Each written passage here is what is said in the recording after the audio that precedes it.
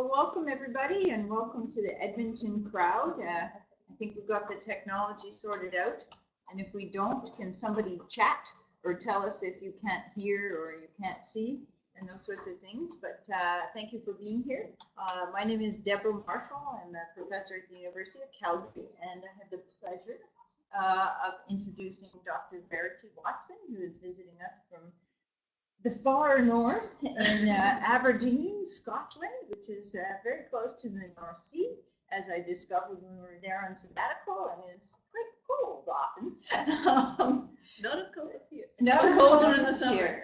Okay, good. But Dr. Watson she leads a section of the Health Economics Research Unit, which is called Methods of Benefit Valuation. And she focuses on non-market valuation, experimental economics, and applied labor economics. So she has multi-talented and diverse skill sets, and she's worked a lot in this area of stated preferences, which both Dr. Curry and I are very interested in as well, and has a lot of publications in key journals and top journals, economics.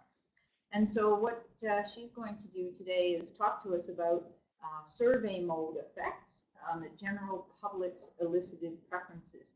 And we actually had a long list of topics which she offered to us because she has a lot of different skill sets. But we were very interested in this because there's still, although it's diminishing, this controversy over whether you should do stated preferences studies by pen and paper, which really I think is getting outdated, or other modes on the computer or by internet panels, and you do get criticisms in publications. So she did the study to help us answer that question, and she's going to present on that. And I also wanted to make sure to say thanks very much to Dr. Curry for organizing all this, and NOAHE for hosting, and thank you for being here. So please.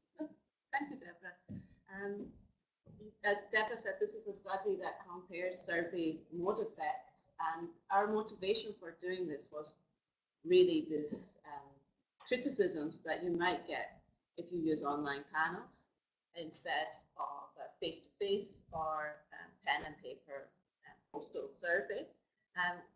This research was funded by the Medical Research Council in the UK, and it was undertaken in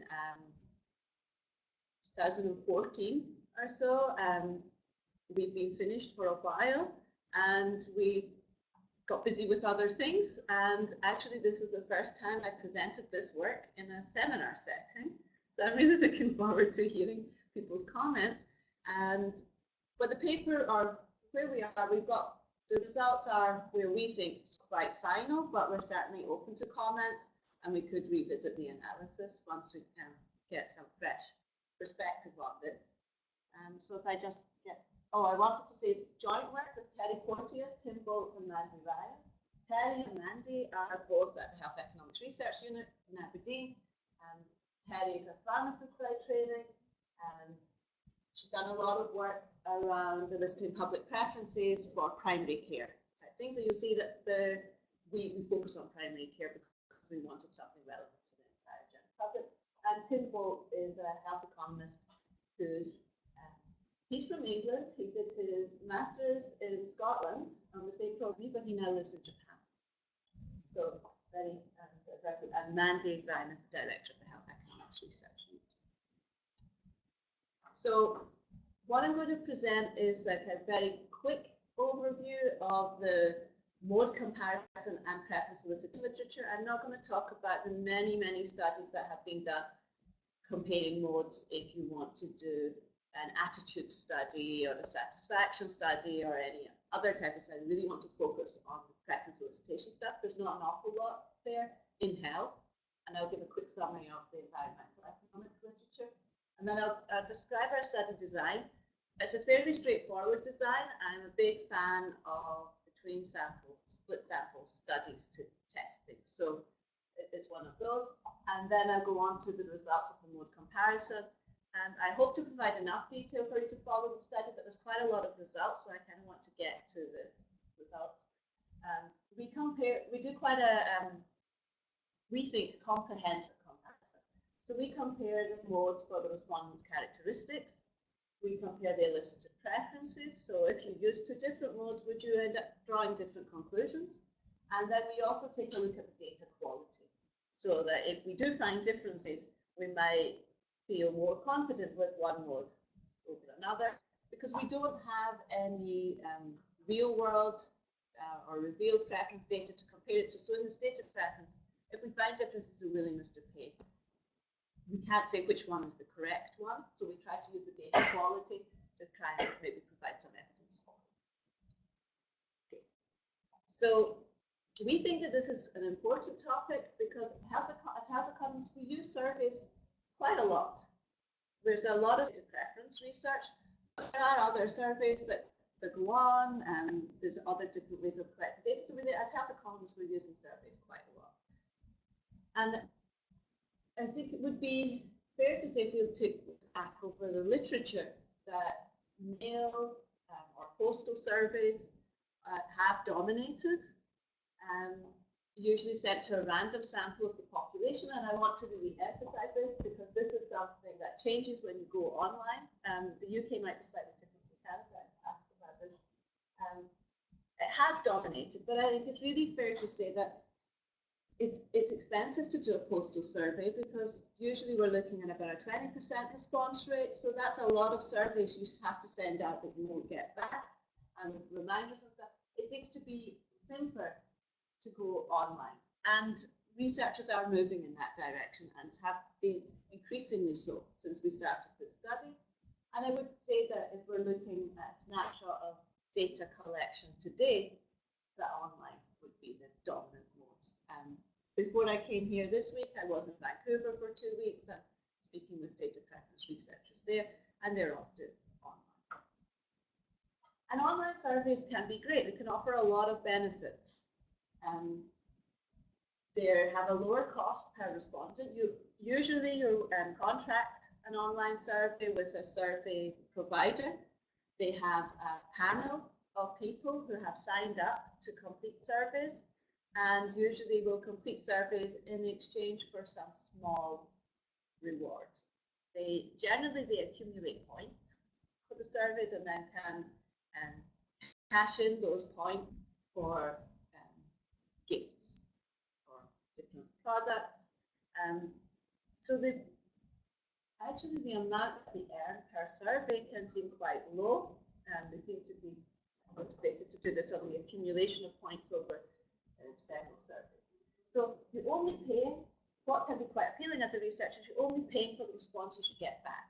So you have a fixed cost to set up your survey, and that might be incurred within your team, and you provide a company with the link, or you might pay them a fixed cost to script your paper survey into an online survey.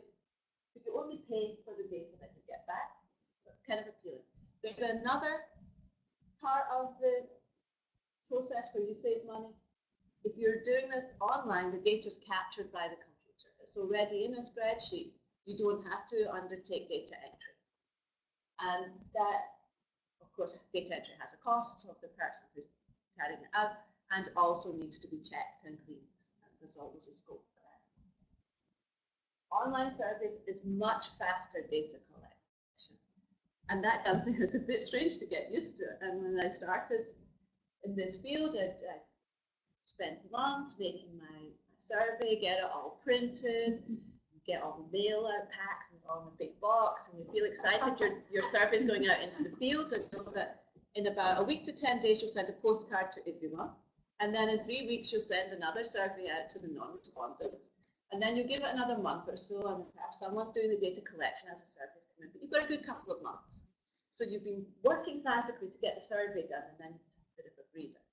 You do data collection online. If you want 300 respondents from the general population, you can probably get that in 2 days.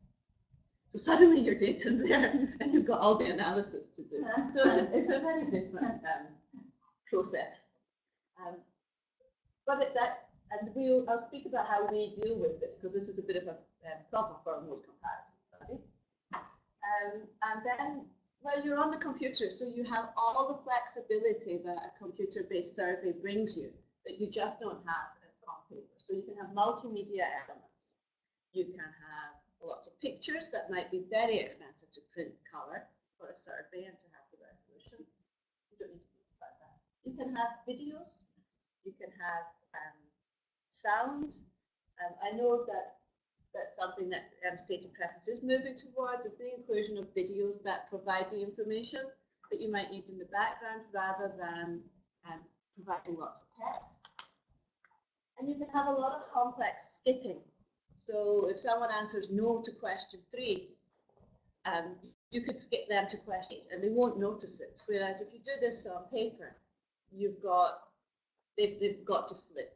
And those inevitably people might not read the instructions or might misunderstand the instructions. So you could have someone who's completing questions that weren't intended for them, and then they could find this maybe confusing, and that affects their experience of your survey. So you can do a lot of skipping, and you can do a lot of personalization. So instead of referring to, you ask someone if they've had some procedures, and they tell you what procedures you've had. In a paper survey, you'd always have to say, so thinking back to your last procedure, whereas in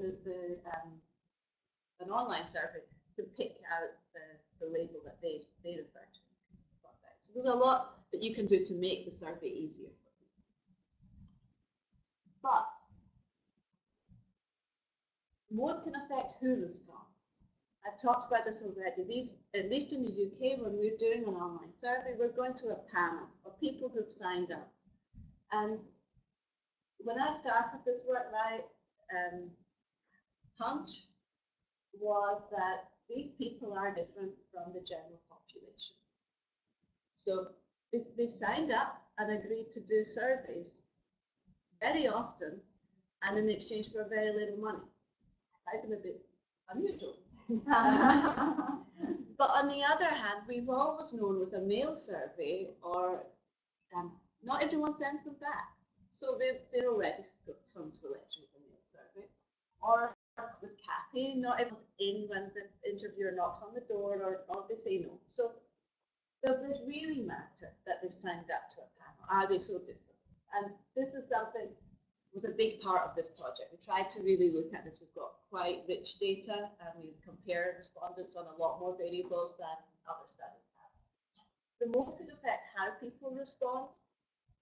Perhaps having the paper leads to different responses than doing this on the screen. The thing that struck me with this is when you get a paper survey through the door, it lands on your doormat, or it's in your mailbox. It comes through the door in the UK. And you feel how heavy it is. And you see how many pages there are. And you can flick through and you can see what am I committing to when I start. With an online survey, you very rarely have this. You might get a little progress bar at the bottom. But although that means I decide in the first couple of panels whether I'm going to keep going. Yeah. Yeah, you see your progress. You don't quite know what's coming in an online survey, but you can skip ahead with a paper survey. You could also look through the whole thing, and that might influence how you answer the whole thing. So there may be something here, and this might be a mode effect. And then perhaps the mode would affect response ability to provide accurate responses. So this would be like measurement error, and this is more sample error or loss error.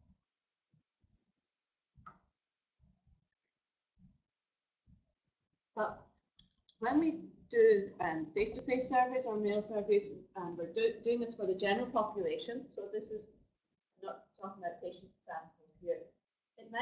It's possible you're always aiming to get a random sample. There's a lot of science out there about sampling and having random sample and drawing maybe a stratified random sample for face-to-face. This, at least in the UK, this is not possible for an online panel, for an online survey. Firstly, there's no database in the UK of everyone's email addresses. That doesn't exist. And even if we got a database of email addresses, we can't send them an unsolicited email asking them to fill out a survey. That's spam. So people may do that, but certainly would not go through a research ethics. So it's not possible for us to draw a random sample.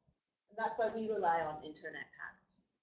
Now, in the UK, all internet panels are volunteer panels. So what that means is people have volunteered to take part. They've usually seen, it doesn't happen to me so much now, but when I was working on this project, often when I opened Google, it would be adverts for me to sign up to these panels. Mostly because I had been looking at different panel providers and what information they provide. So I think I had the cookie that led to these adverts. So how these people end up in this group that you can tap into is they've seen an advert somewhere and they've signed up, and they may never have taken a survey again, or they may be doing 2 or 3 a day, or 1 a month, but you don't know much about them. I know in the US and in Denmark, they have probability-based samples. So they've gone either using random digit dialing or a face-to-face survey technique. They've gone to people and they've asked them if they would join the panel. And they've done this based on a stratified random sampling. And if people agree and they've got any barriers, such as not having internet or not having a computer, these panel providers will provide them with the tools to enable them to join. So I think the Netherlands has this too.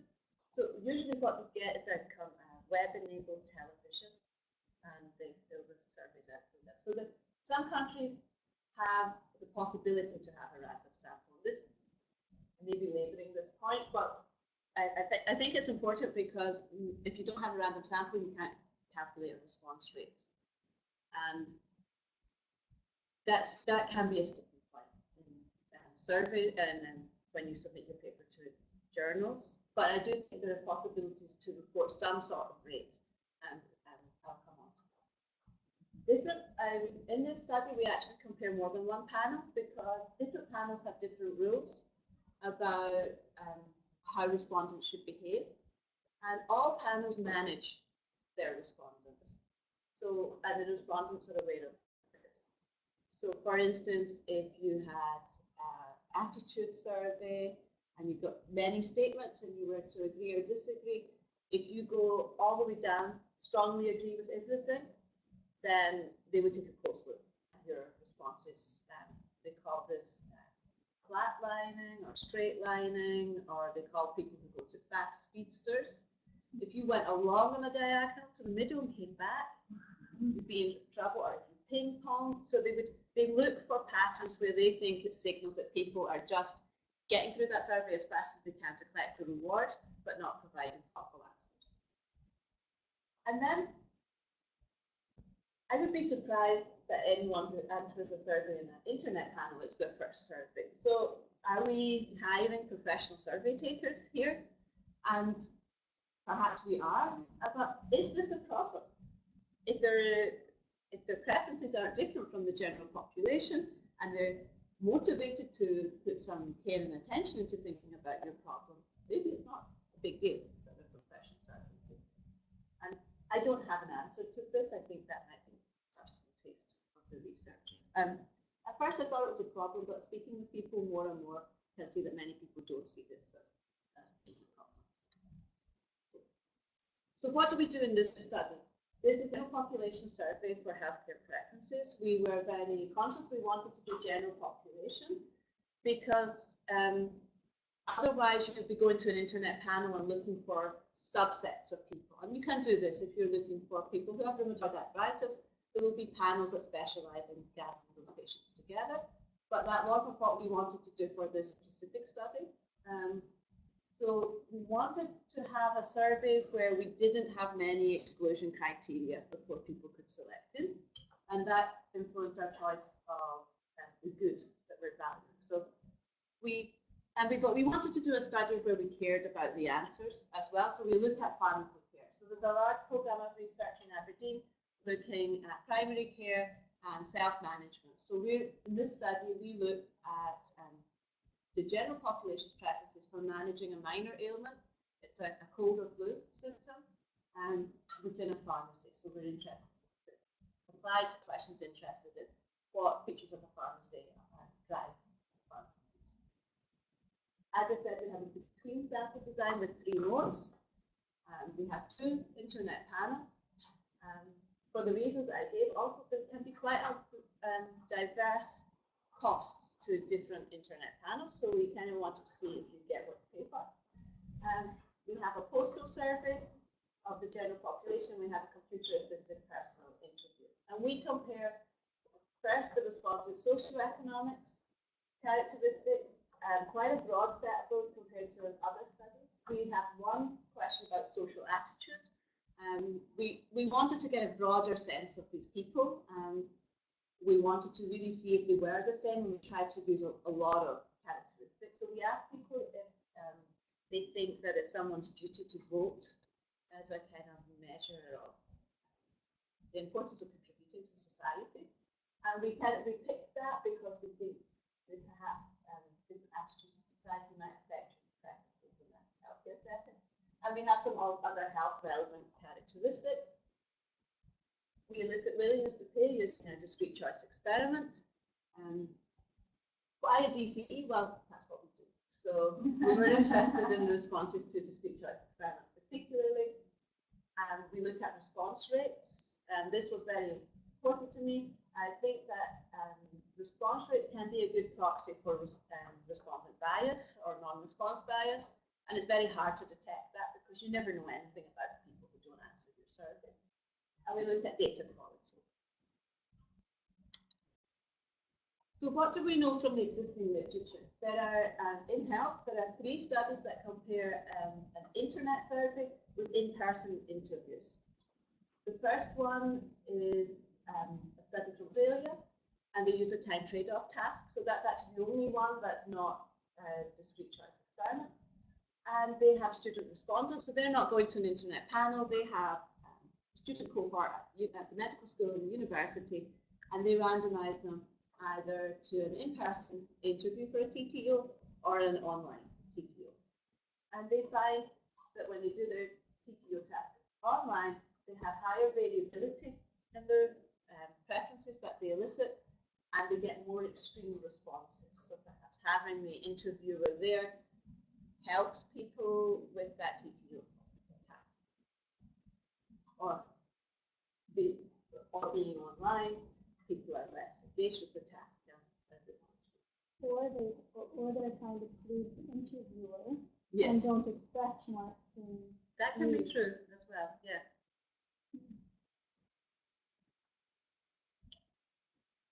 Then there are 2 further studies that are in the UK. They're quite similar in the sense that they're UK general population based.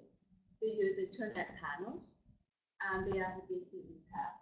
There's a kind of overlap amongst the group of investigators, and they look for a lot more stuff than Norman et al, and they're quite similar to what we do. So I'm going to go through these results. The first ones are the sample compared with the population, and then you can also have the samples compared with each other. And that's quite important distinction because lots of mode comparison studies just compare the respondents to the modes, but not to the population that they're drawn from. So in NOAHE, we find internet panel respondents have a higher education and have a higher level of employment than they would expect from the UK general population. They find that CAPI, so computer-assisted personal interview respondents, have a higher level of employment and are more likely to be married than the general population.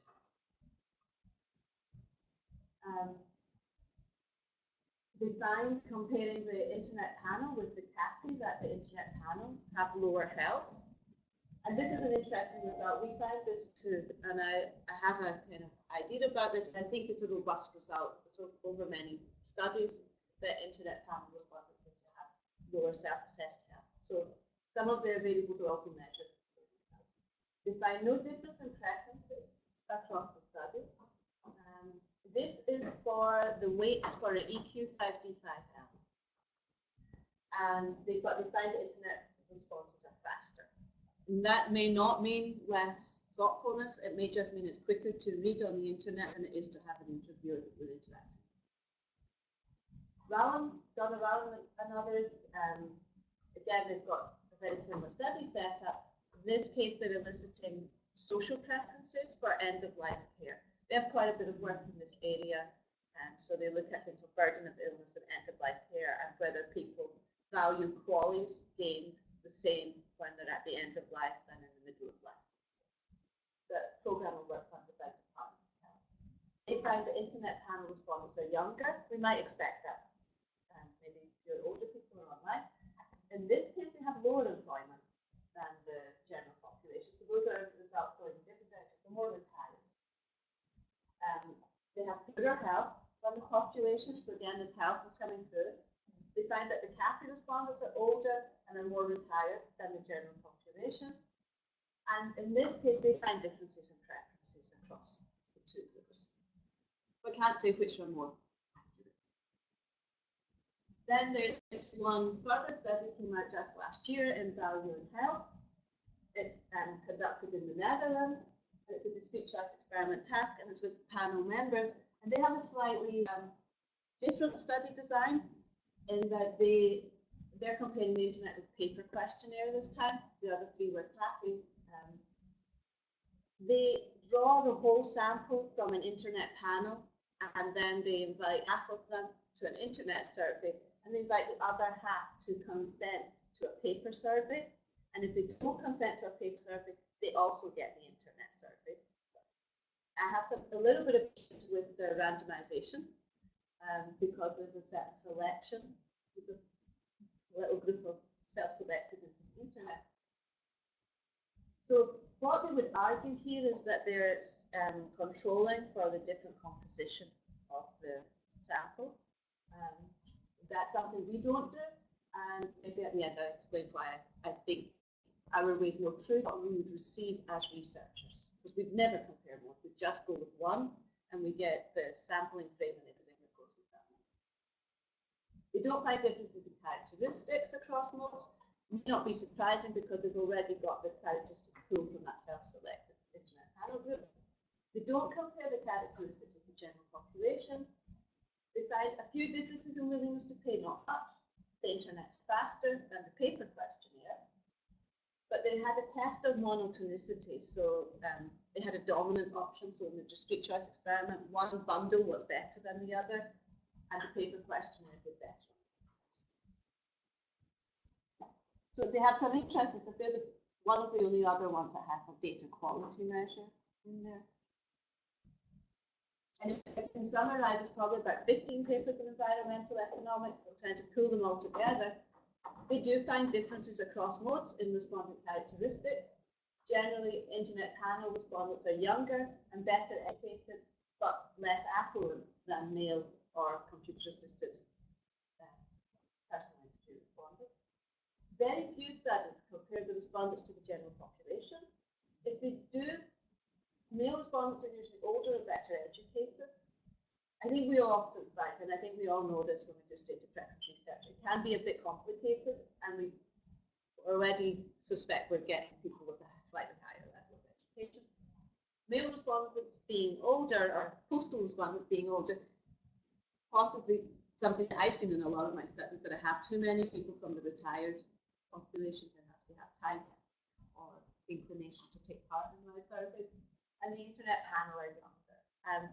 I think that might be changing over time, so some of these studies can be 10 years old. As internet penetration increases, and as, I mean, my parents, I don't have a smartphone, my parents have a smartphone, they have a tablet, they're online.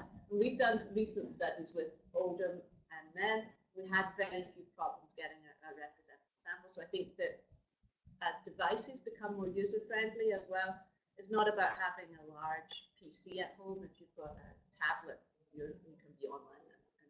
And I think clarify. So when you made a lot of synthesis of the evidence, when you say younger and better educated, are all these statistically different? Yes. Values? Yes. I'm not looking at means. I'm only taking the results out of the papers when they've done a statistical. Oh. And what's your sense of, are they important differences? Because sometimes things are statistically different, but actually when you look at it, you think, oh, okay, it's a few years different. Would it really make that much difference? They are. Okay. So if you were looking at the average, it can be 5 years difference. And that's because one sample has younger people, and the male The postal survey has a lot of retired people. So these differences here between the internet panel and the postal surveys, they're really coming from the postal survey and the CAPI having too many retired people, and the internet panel might be, the internet panel can often be off, but just off on categories. I should say that many of these studies will have set out, and the ones in health, they set out with quotas on gender and age. And so if you find differences to the population, or even across modes, when they set out with quotas, I find that quite well. And across the studies, we kind of a mixed evidence of convergent validity. And again, I'm only taking the results of the studies where they test this with a statistical test rather than saying the means are different. 3 find no difference. 2 find that the internet panel leads to higher willingness to pay than a computer-assisted personal interview. I'm going to use a bit of an assumption in the top, which I might not put down on paper. We know about hypothetical bias, and we're usually worried that willingness to pay estimates are too high. So when you find that internet panel gives higher than CAPI, you'd be worried that that's not so good. That's the CAPI. And 1 finds that the internet panel has lower willingness to pay than CAPI. So I would say from environmental economics, there's not a clear message. We're not getting the example, but whether it matters.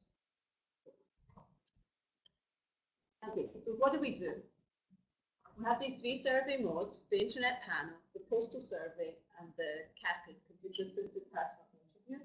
We use convergent data collection. So that means that the survey was in the field at the same time for everyone. We're asking about pharmacy for cold and flu. You might not think that that's something that would be too affected by the news, but we were concerned that there might be a flu outbreak during our data collection period. So we didn't want some of the data to end up not being comparable. So the CAPI would take about a month. As I said, a postal survey usually takes about 6 weeks with reminders. So we stretched our CAPI data collection to also be over 6 weeks. And the internet would probably take a couple of days, but we asked our panel providers to also stretch that. So we got responses over a 3-week period in the middle of our data collection. I should say there was no outbreak of flu or anything that we think might affect this during that time. We chose, and this was a very conscious decision, to use the most common sample frame for each mode. So we set out for each mode to imagine if we were doing this study for this applied question, how would we collect the data if we decided on this mode? I feel that this is the most relevant comparison for the mode comparison study, because usually you only have one of these types, and you would do it in the way that's most accepted. So we didn't try to get comparability in sample frames across modes when we knew they were going to be different to help us with our comparison, because we wanted each one to be like a good postal survey or a good CAPI survey, if that makes sense. And we used a unimode design. It's a fancy word, which means we developed one questionnaire and we used the same questionnaire for each mode. And when there were particular constraints a mode would impose, we built that in across. So in a paper survey, you would almost never give someone the option to prefer not to say, because, well, if they don't want to answer the question, they can just turn the page. But for online, each question needs to have an answer recorded before people can move on. So then for when we had to include prefer not to say for online, or for the CAPI, where that might not be an option presented to people, but the interviewer would have the option to say, oh, the respondent doesn't want to answer this, they can't get an answer, they can move on. So we included prefer not to say as an option in most questions. We spoke a lot about the fact that you can go backwards and forwards with the mail survey.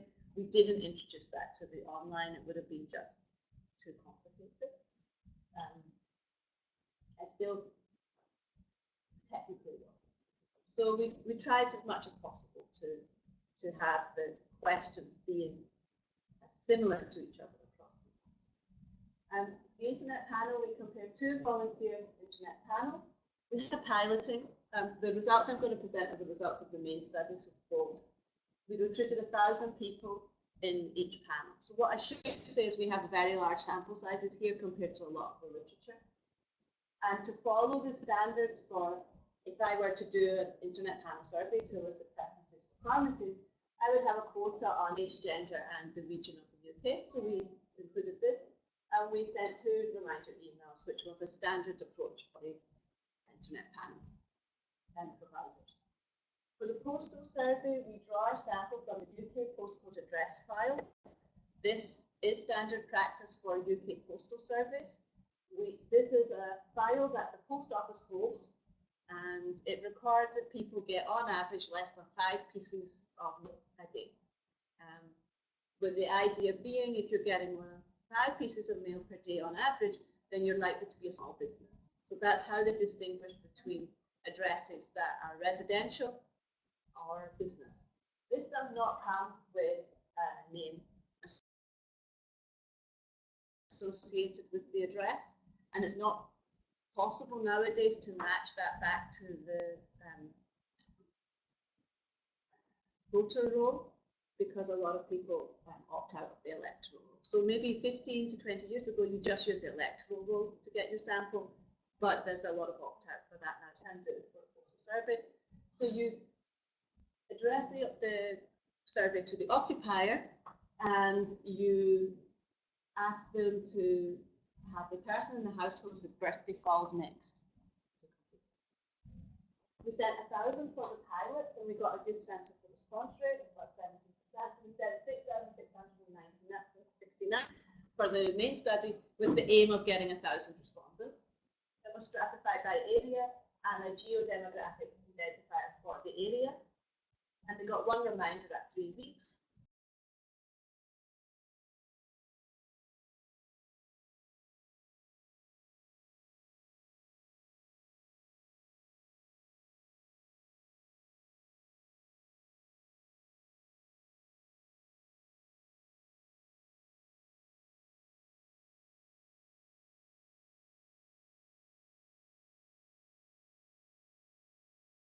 Approaches for each of the modes.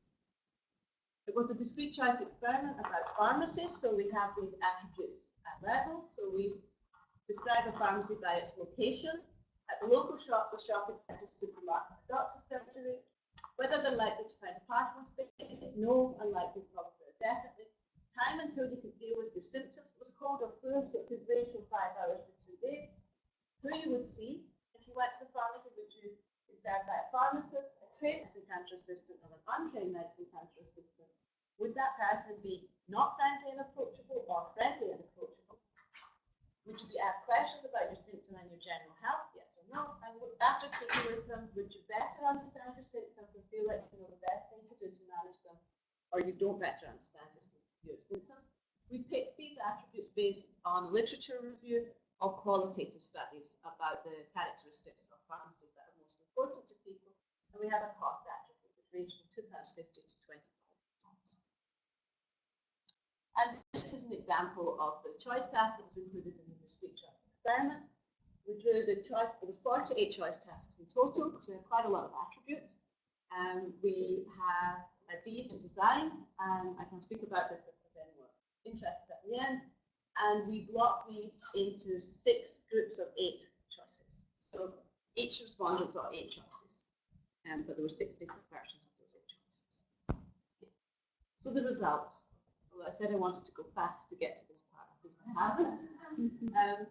First result is response rates across modes.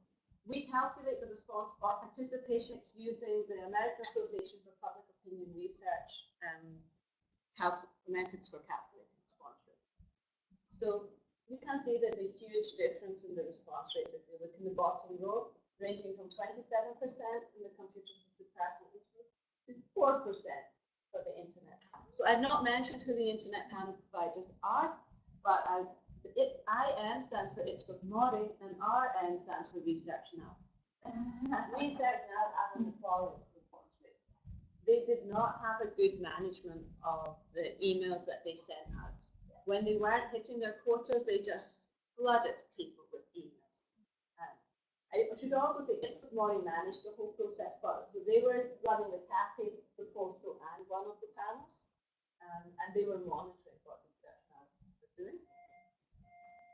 We have the unavailable and ineligible are slightly different. So that for a cafe, that would be the 10,000 people who are not home. So we take them out of the 14,000 doors which were knocked to calculate our response rate.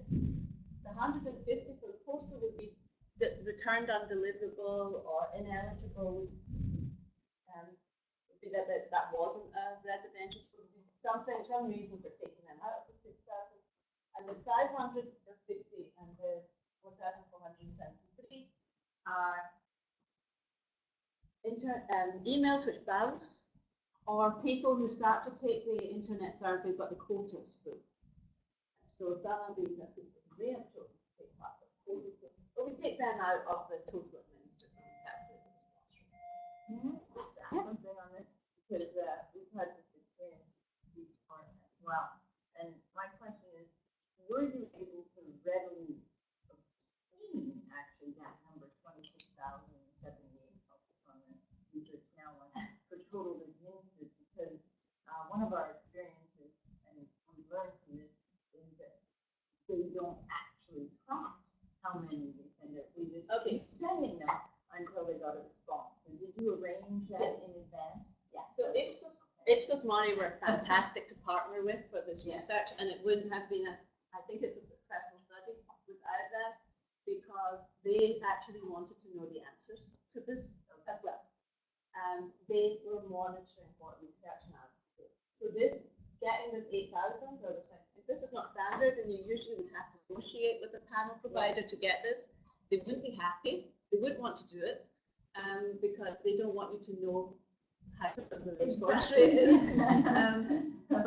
And I don't think we would have gotten this out of research now, but Ipsos Mori could see what they were doing. Okay. They had some behind the scenes thing, so they could really monitor.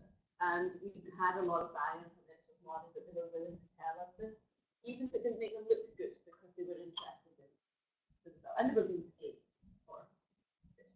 This was one of our things. If you can't deliver this, we're not going to contract with you. So, but it's a nightmare to get anything. You have to specify every tiny little thing with that panel provider. So we compare. So this is just kind of some general information on our comparison. We compare with the UK population. I think this is a much more relevant comparison than comparing between modes. And we have quite a broad set of characteristics.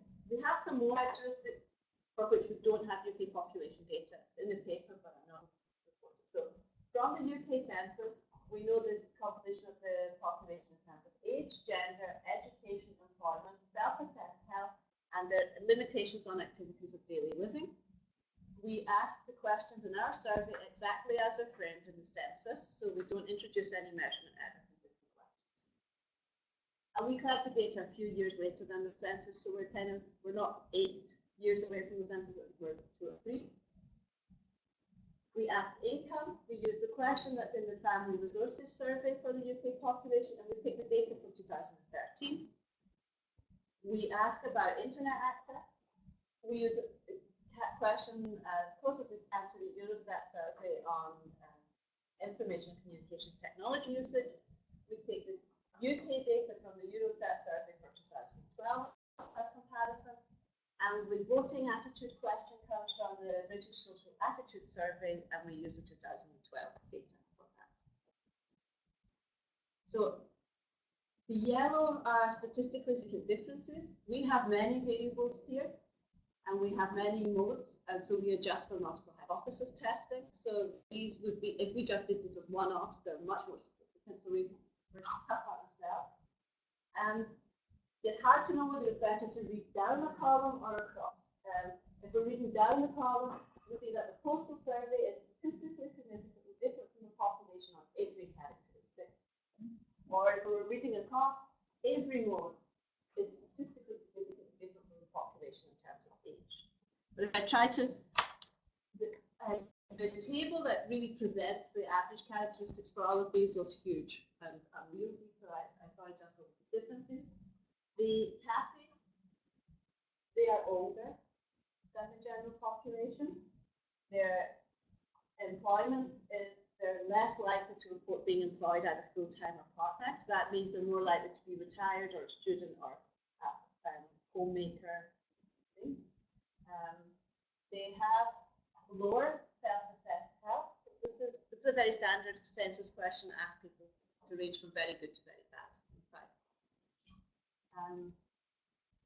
And they have a lower income than the general population, which might not be surprising that they have lower income.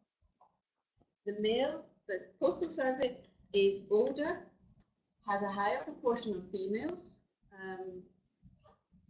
has a higher level of education than the population, are more likely to be retired, have lower self-assessed health, have lower income, have lower internet use than the general population. So we are picking up people here that would never get an internet panel survey. And they're more likely to say that individuals have a duty to vote. I have a little bit of a cold.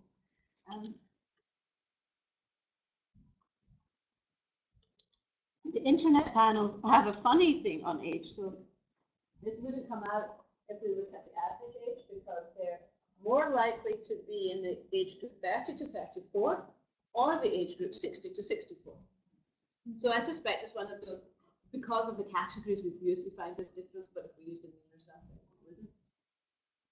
They're not different on gender, but actually all the modes except for postal had quota on gender, so we don't find that. They're more educated than the population. They're less likely to be employed. They also have a lower health. And I find it interesting that they're both younger and with a lower self-assessed health. So I wonder that the internet panel has a group of people who have some chronic health problems and may be at home more than other people because of this. I haven't really explored that, but I think that could be something that's very pertinent for health researchers to explore more. They have, with incomes also, they overrepresent the low income group and the high income group. So it's the middle incomes that are missing from the internet panel. And of course, they are more likely to have internet access than the general population because they all have internet access. And it wasn't not quite universal yet. So I think it's quite interesting that the diversity, how poorly postal service does, but we probably knew that already, maybe not on quite so many variables. So the next thing we do is to see, well, okay, but are there differences in the preferences across these groups? So for GCE choice data, we use an error component logic model to estimate preferences. We pull the model, so all the data across the modes is pulled into one model with interaction terms for each mode. So we do it this way because we want first the panel data of panel nature of the model, and we want to try to control as much as possible for mode-specific differences in variance that wouldn't be controlled for if we ran the model separately. We estimate marginal willingness to pay for unit changes in attributes.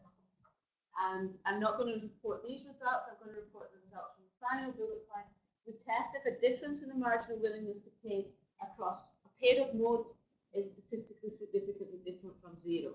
So I tested the willingness to pay to see a pharmacist for the postal mode, and I get the willingness to pay to see a pharmacist in an internet panel mode. I subtract one from the other, and if there is no difference between them, then it should be zero.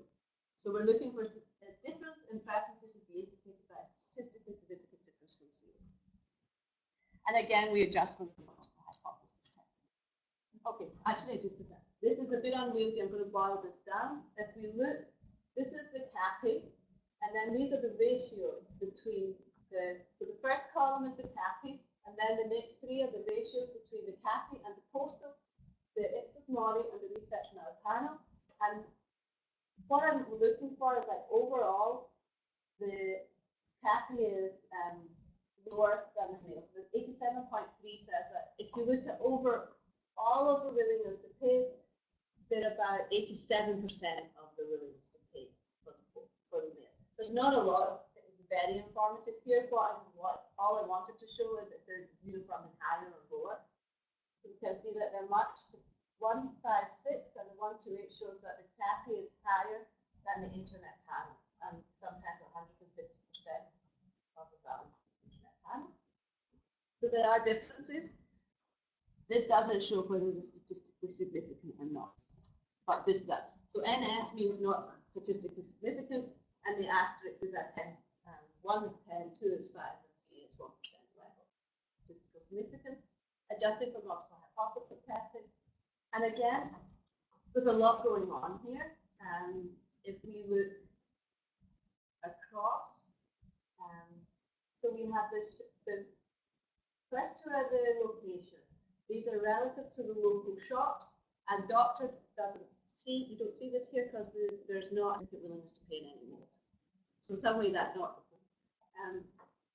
You can kind of see if you look at supermarket, there's almost a uniform idea of preferences for the willingness to pay to go to a supermarket rather than the local shops or the pharmacy, because there's no difference between the CAPI and the postal or the research now, no difference between the postal and Ipsos Mori or research now, no difference between Ipsos Mori and research now.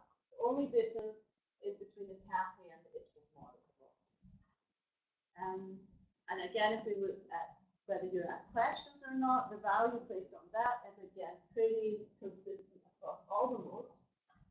But then you have other things where the value of seeing an untrained medicine cancer advisor relative to a pharmacist varies widely across the modes.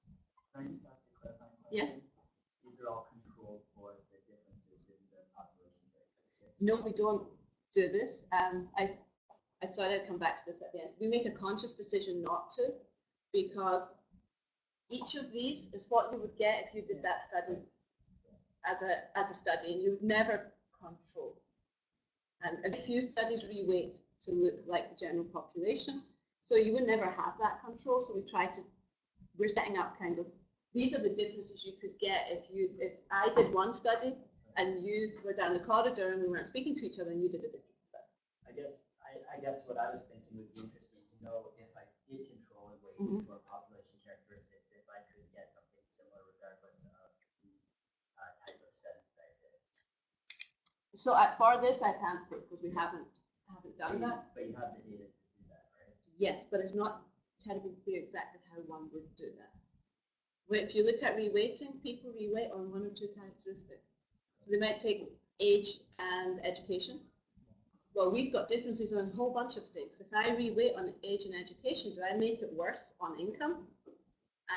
So we may go on, I may go on to do a future study to look at the implications of reweighting on a couple of variables when you know there's a lot. But to reweight on 10 of these, it's not that straightforward. We possibly have to use some sort of principal component and matching type thing. So we haven't done it, and I can't speak to that. What I see here is a big mess, and I looked at this table, not what I expected. I expected to see more differences. And what I kind of take out, this is not really a consistent message. A little bit that postal generally gives you a higher willingness to pay than the others, but beyond that, there's not a really strong message coming out of this. What was in the priority on this, or was there different one? It's hard to, I'm trying to think about what would I have expected. I might have expected larger differences, but I don't know exactly how I would have expected them to turn up. I'm not sure. So if I can move on to the data quality, I think there's a couple of interesting results there. So first, we compare willingness to pay estimates with a priori expectations about directions. So people should prefer to have a higher chance of getting a car park. That's a good thing. People should prefer being asked questions. We had that, and people should prefer to see a pharmacist. They're more trained. So we had a few a priori expectations. So we looked at the willingness to pay in line with that. And then we have this one attribute, the car parking, which goes from probably, definitely, probably, unlikely, and no. So we would expect that the willingness to pay should be monotonic on this. So we want to see if that works. And if we go back here, yes? Living in London, didn't have a car right anyway. And for me, to be available in the car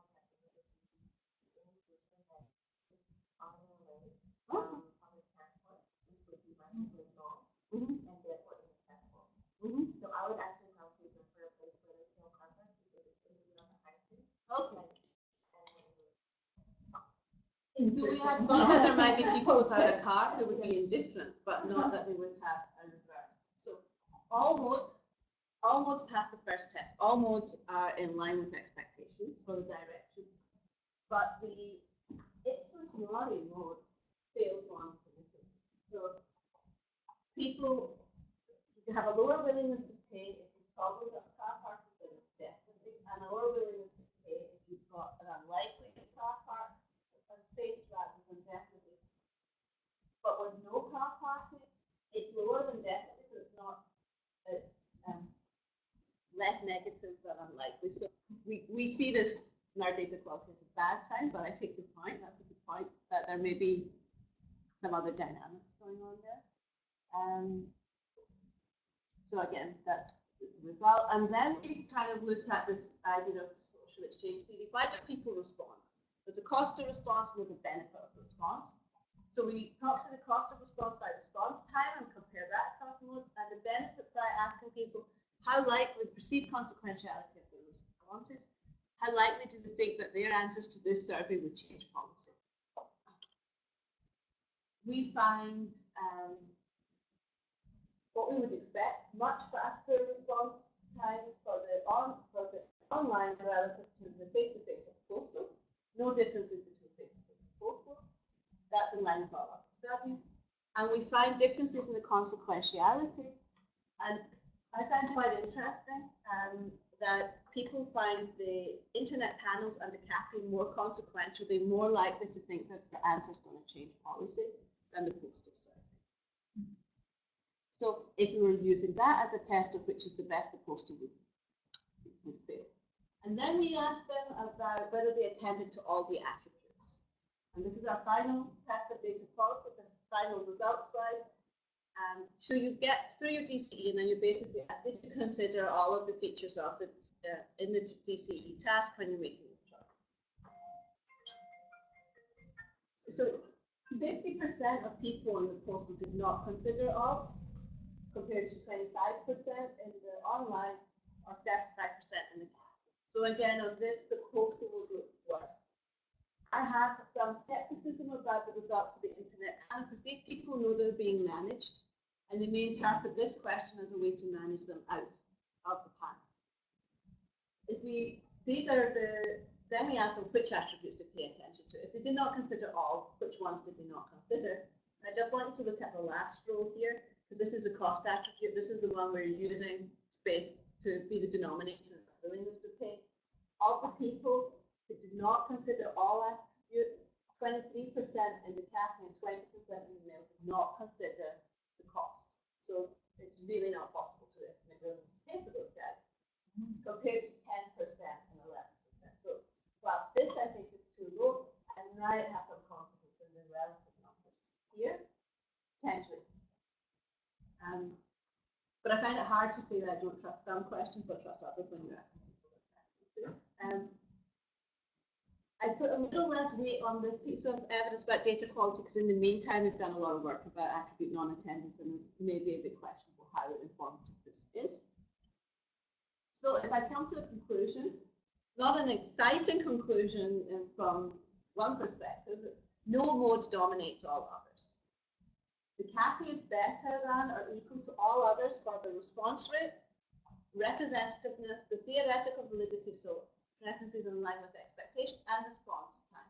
I assume a longer response time is better. Spend more time thinking about it. But CAPI is second best for consequentiality and has 35% stated attribute non-attendance. The mail survey is the least representative, has the worst consequentiality, the worst stated attribute non-attendance, and the highest willingness to pay, so may have the most hypothetical bias. These things for sure, the attribute non-attendance and the willingness to pay are going to be related. They had the highest proportion of people not considering the cost attribute, which then would appear as a very low weight to inflate your willingness to pay. The internet panels are very similar to each other. They both have low participation rates. The research now one is shockingly low and would make me think twice about using a panel provider. One of them has non-monotonic changes, but that could have a sensible explanation. and they have low rates of attribute non-attendance, but I'm a bit worried that that question has been influenced by past management. If we take out attribute non-attendance, I realized this last night looking at the results, if I took out attribute non-attendance as a data quality check, then it has the best, which may be quite what we would expect. There are some other results we've looked at. The CAPI has higher variance, it's got noisier data than the others. So when you look at the confidence intervals on the willingness to pay, they're higher. But that makes me, I think that's possible because the interviewer talks people into taking it. So, but that's where we are. We don't have a definitive answer, but yeah, if money was no object, then you could go with the CAPI. But if money is an object, as it usually is, and we're choosing between postal and internet panel, I would say as long as we can monitor the participation rates at the panel, then it's not a bad mode compared to postal, which does terribly on so many of the representativeness aspects. Leave it there and open for questions. Good. Thank you very much. Yeah, I'll open it here, and also Jillian, are you able to see I am, yeah. over there? Okay. Any questions in the room? Raymond? I would like to cover a bit of the response rate for the internet panel. And from the data that you collected, I was wondering if there is what would be your next question, or how would you be able to address the low participation rate for internet panels? Is there a way for the research perspective to increase participation rates based on what you collected? What would you expect? So I think it's the questions about the low response rate to internet panels. I think it's worrying. One thing that could be driving this is the volume of the emails that get sent. Well, for sure, research now has this low response rate because tons of those 26,000 people probably never got around to opening that email before the survey had closed. So if I wanted to do, kind of thinking off the top of my head here, if I wanted to do some research, I might do a research study where people were given plenty of time. So everyone who sent the email could then have the chance to participate within the next week, which is slightly different. Usually they open a survey, they bombard people with emails, they reach their quotas and their target sample size, and they close it. So quite a lot of the non-respondents they could have been on vacation, they could only check their personal email once or twice a week. There's many reasons for this. So I think a study would be worthwhile, figuring out what is it? Is it a complete lack of interest, or is it driven by the topic? We do get a little blurb in email, or is it really that these large numbers of people who are receiving the emails are not even seeing them before the survey is closed? But I just have a follow-up on that, because actually, if you look at any of those response rates, I think one potential response to the response rates would be unlimited. And for publishing, 27% response rate would be considered potentially problematic, at least in the reviewers I get. Maybe yours are nicer. Small plug for other work. We have a meta-analysis of response rates to CCEs, and 20% is the average. In a postal survey, the reviewers. Yeah, I never really faced that problem. I think it's an element of DCEs. We've had this kind of informal discussion in Aberdeen. I'm in an Institute of Applied Health Science, so I work a lot with people in academic primary care. If they send out a satisfaction survey about primary care, they'll get 60 to 70% response rate. If they stick a DCE in their satisfaction survey, they get a 20% response rate. So the DCE to response rate is what they say. And they often want to send the DCE separately from the other surveys.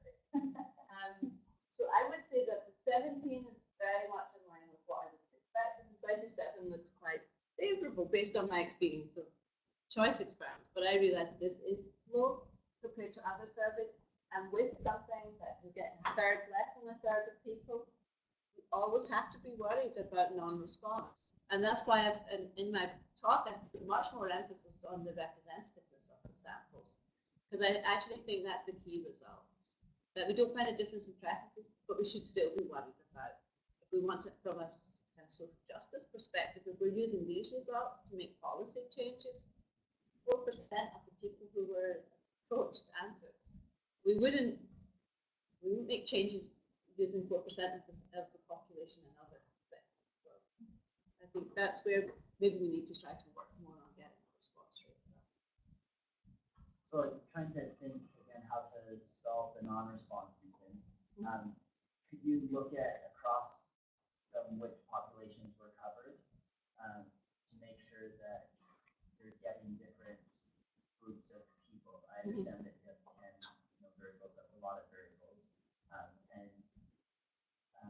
But could you look at the kind of, so if you did decide to wait on a few variables, whether you were able to do it.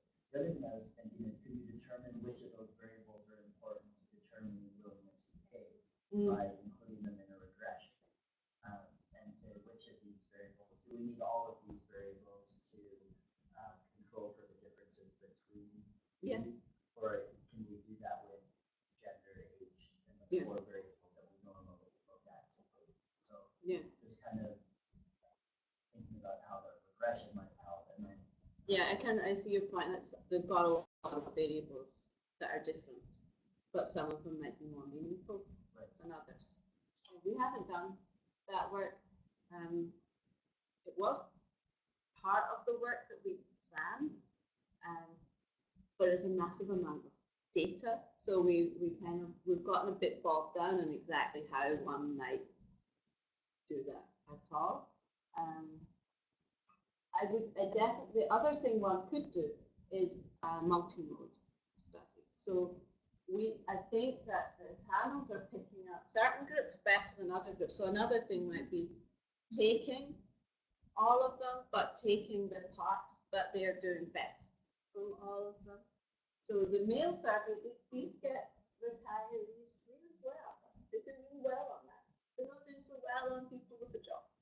Yeah, and I guess that was kind of the next step to figuring out what the coverage is for each of these. So if Kathy, you're getting a certain type of person respondent, and now you're getting another, then you might be able to combine them.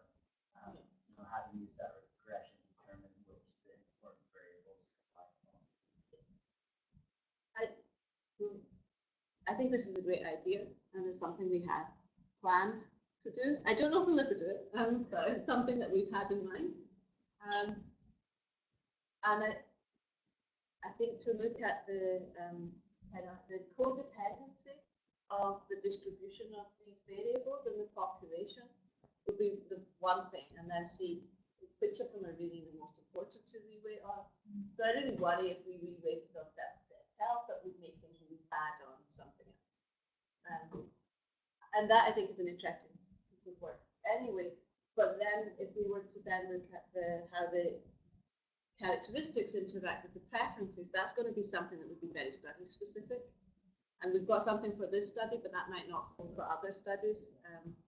But I think I don't know that we're great at it in data preference research. We generally don't reweight, even though we find differences.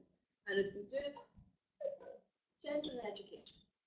And we're ignoring all of this stuff. And for me, one of the most interesting results I found is the differences in self-assessed health, because that's going to really have an impact, even on going to the pharmacy. So the choice of 2 pharmacies or do nothing. But we've got some roads have much worse health than the general population. They're likely to have their activities of daily living are more limited than the general population. These people might be much more likely to go to the pharmacy for a cold and flu than the general population because they want to do something. These are self-assessed health and activities of daily living. They could be as asthma or other illnesses which make them more likely to seek some advice before they take an over-the-counter meds. So I think that's something where we need to be. Now I would never do a study without collecting that from the general population.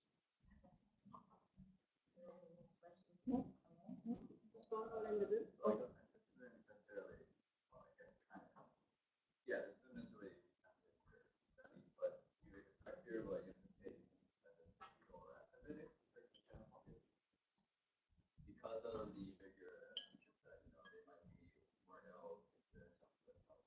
or? They're being more ill and having more limitations, I think would possibly lead you to put a higher value on going to a pharmacy shop to obtain your medicines or to discuss what you're going to do for a cold or flu.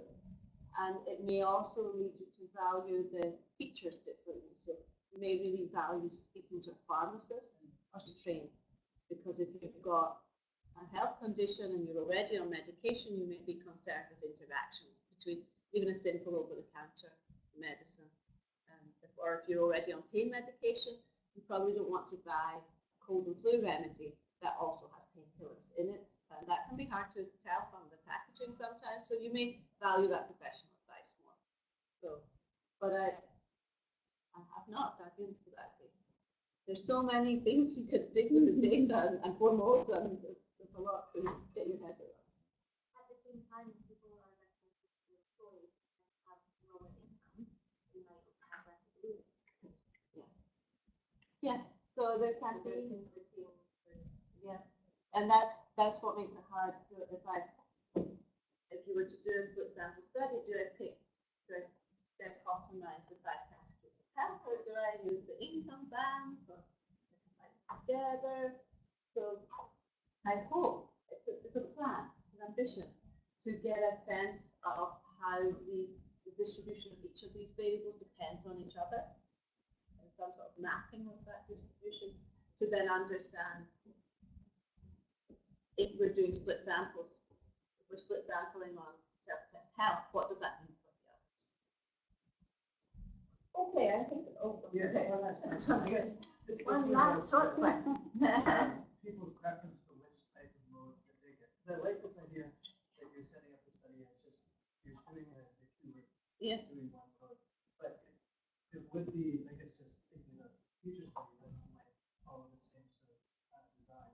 Would it be worthwhile to add in there, yes, you filled out the study using this mode, but would you, if you were asked to fill it out by mail, Would you have done so? Would that kind of show you some maybe difference in capturing? Yeah, I think that's a great idea. I wish we had done that. We had the question about internet access. So we did want to know if the mail and the CAPI people could have been in an internet panel, but we didn't think to ask the others if they would have filled it out. Thank you. All right, so thank you again. Thank you.